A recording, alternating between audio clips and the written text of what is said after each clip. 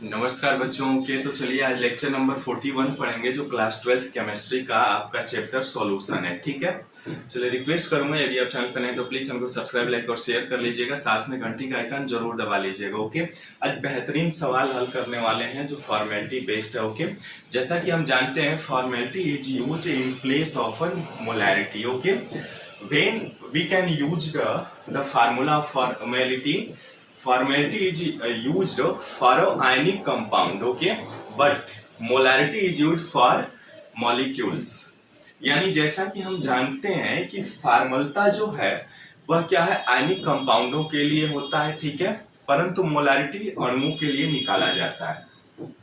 जैसे ये क्वेश्चन कह रहा है calculate the formality of solution, उस विलयन की फॉर्मलता ज्ञात कीजिए जब पोटास एलम की मात्रा इतनी है 2 लीटर विलयन में घुला गया है। ठीक है, यानी 2 लीटर विलयन में पोटास एलम की इतनी मात्रा घुली गई है, तो उस विलयन की फॉर्मलता क्या होगी बताना है।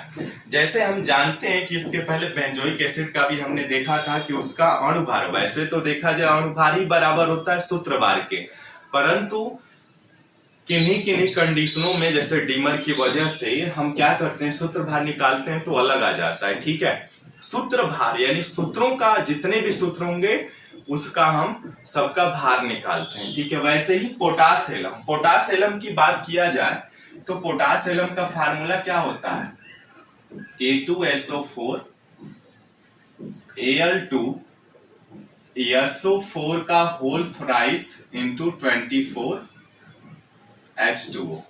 ठीक है, ये देखिए वही लिखा है formality of solution is defined. Formality किसी भी विलयन की जो फॉर्मलता है वो कैसे डिफाइन की जाती है, as the number of formulas, यानी सूत्रों के आधार पर, संख्या के आधार पर, as the number of formulas weights of solute per litre, यानी विलेय के पर लीटर विलयन में सूत्रों की संख्या का जो भार होता है, सूत्र भार जिसे कहते हैं, of solution in place of molarity formality is used. यानी पोटास एलम क्या है, ये जो केमिकल कंपाउंड, यह एक रासायनिक यौगिक है of potassium double sulphate of aluminium. यानी ये देखिए पोटेशियम सल्फेट एल्युमिनियम का डबल यौगिक है ना ये। अब इसको, इस फार्मूला को देखिए K2SO4 Al2SO4 का होल थ्राइस इंटू 24 H2O, इसको हम ऐसे भी तो लिख सकते हैं, ये दो गुना ही है। देखिए KAlSO4 का होल ट्वाइस इंटू 12 H2O, ऐसे तो लिख ही सकते हैं, लिख सकते हैं, आसानी से लिख सकते हैं। देखिए 4 SO4 है भी, 2 के पोटेशियम है, 2 एल्युमिनियम है और ये 24 है तो 12 हो जाएगा। ठीक है, यानी अब हमें सूत्रभार निकालना है, तो सूत्रभार हम इस सूत्र का निकालेंगे, न कि इस पूरे का। ठीक है, देखिए formality of a solution is defined as the number of formulas weight of solution solute per litre of solution in place of molarity formality is used. यानी अब इसका देखिए, अब पोटास एलम का यदि अणुभार निकालेंगे तो 948 के आसपास आएगा। आइए कैलकुलेट करते हैं, देख लेते हैं।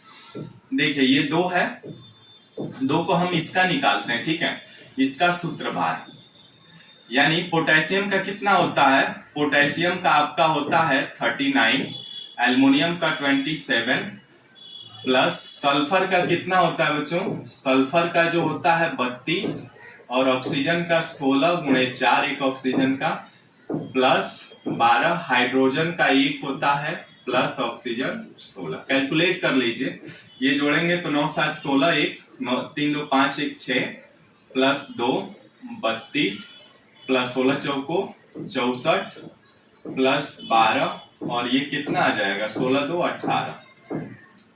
ठीक है, यानी ये 66 आ जाएगा आपका, 66 प्लस 2 4 2 6 6 3 9 प्लस इसका गुणा करा दीजिए तो 12 8 96 9 12 कम 12 9 21 यानी 216 66 प्लस 2 से गुणा 2 छक्के 6 दूना 12 हो जाएगा, 1 9 दूना 18 1 19 है ना, यही होगा। 2 छक्के 12, 2 हासिल 1 9 दूना 18 1 19 प्लस 216, ये कितना आएगा, जोड़िए तो जरा, ये 6 2 8 8 6 14 के 4 हासिल 1, 9 1 10, 6 16 1 17 के 7 हासिल 1, 2 1 3 1 4।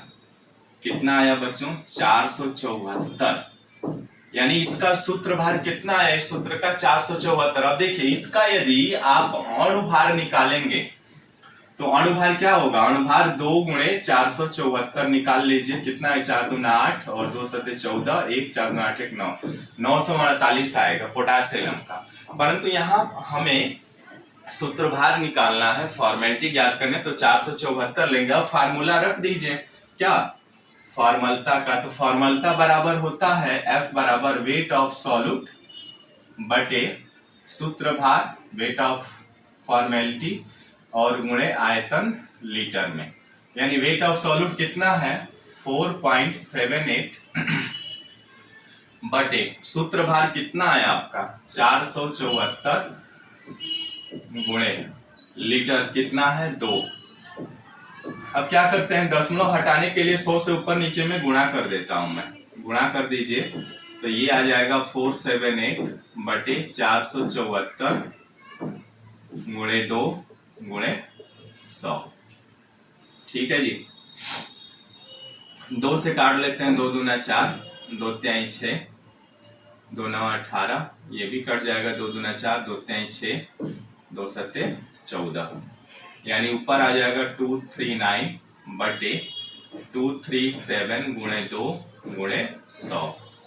कैलकुलेट करिए तो कितना आएगा? 239 बटे ये 7 दूना 14 के 4 हासिल 1, 2 3 6 1 7 और 2 दूना 4 और 2 0।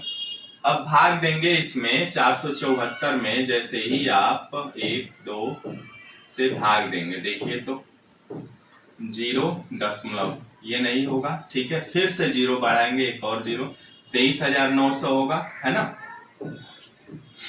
अब एक और 0 बढ़ाएंगे तो यहाँ पे हो जाएगा 2,39,000, नहीं 23,09,000, है ना। ये आपका 4,07,400 है ना, या 23,900 में जाएगा ये 47,000 यदि 400 में जाएगा क्या? ये देखिए तो इतना 23,900 है, 47,400 नहीं जाएगा, तो एक और 0 बढ़ा लिया। अब क्या करेंगे हम? देखिए ध्यान से। अब यहाँ पे जैसे ही हमने ये 0 बढ़ा लिया तो कितने बार जाएगा? 4 5 20, 5 बार में जाएगा, है ना।